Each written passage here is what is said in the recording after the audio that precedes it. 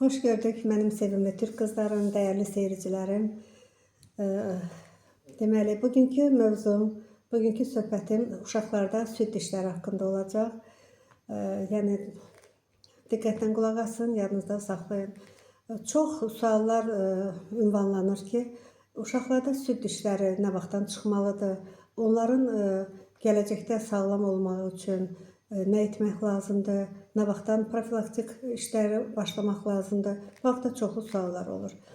Uşaqlarda süd dişləri və yaxud da müvəqqəti dişlər 2 yaş yarımına qədər çıxıb qurtarmalıdır. Demək ki, ortalama bir göstərici və individuallıq da var. Uşaqların böyük əksəriyyətində 6 ayından sonra süd dişlərinin çıxmağını gözləyirik və görürük.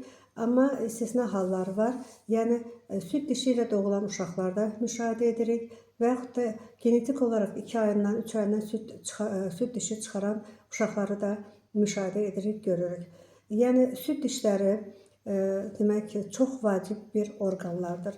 Müvəqqəti dişlərdir deyə yan keçmək olmaz. Çox vaxt Azərbaycanda süd dişlərinə çox ögey münasibət bəslənilir və nə olsun ay doktor, bunlar töküləcək, təzələri çıxacaq, nə olsun onlar karyesə uğrayıblar, nə olsun onlar əyri çıxıblar və s.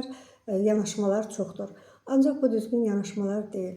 Süd dişləri mədə-bağırsaq sisteminin normal fəaliyyəti üçün dişlər çıxdıqdan sonra əlbəttə çox önəmlidir. Deməli, bunların həm funksional əhəmiyyəti var, həm də estetik əhəmiyyəti var. Uşaqlarda süd dişləri 6 yaşına qədər davam edir. 5-6 yaşına qədər ondan sonra daimi dişlərlə əvəz olmağa başlayır və bu dönəmdə 1 yaşından sonra onun estetik funksiyası da var. Yəni, bir uşaq özünə baxanda o görkəminə görə, dişlərinin görkəminə görə də estetik həzz ala bilir. Demək, süd dişlərinin çıxmağı 6 ayından çox ləngiyirsə, genetikada 6 ayında çıxma müşahidə olunubsa və yaxud da 1 yaşından, əksər hallarda isə 1 yaşından gec çıxırsa, mütləq pediatrla məsləhətləşmək lazımdır və lazım olan verilən tövsiyələrə əməl etmək lazımdır. Mədə-bağırsaq sistemi ağız boşluğundan başlayır. Ağız boşluğunda isə bizim mədə-bağırsaq sistemimizə, qidalanmamıza təsir edən ən mühüm orqanlar bizim dişlərimizdir. Dişlər qidanı çeynəmək üçündür və onu mədəyə həzm olunacağı, asan həzm olunacağı bir şəkildə ötürür. Ona görə də dişlər çürüyüb, nə olsun, onu dəyişəcək deyə yanaşma düzgün deyil. Hətta süd dişlərini belə karyes varsa müalicə etmək lazımdır. Yəni, Allah yenə də qayıdıran təbii yanaşmamızda heç bir şeyi artıq yaratmayıb. Dişlər də lazımlı orqanlardır və mən deyərdim ki, ən önəmli orqanlardır. Bizim sağlığımız mədə-bağırsaq sistemimizlə ölçülür. O da ağız boşluğundan başlayır, mədə-bağırsaq sistemi. Mədə-bağırsaq sisteminin başlanğıc hissəsi olan ağız boşluğundakı sağlam dişlər, sağlam mədə-bağırsaq deməkdir həm də. Ona görə də əziz valideynlər, əziz qızlarım, bunu nəzərdən qaçırmayın. Balaca bir karyes olsa belə və yaxud da dişlərində bir ləkə, ovxalanma, nəsə bir deformasiya, xoşunuza gəlməyən əlamətlər gördükdə mütləq pediatrınızla, stomatoloqunuzla məsləhətləşin.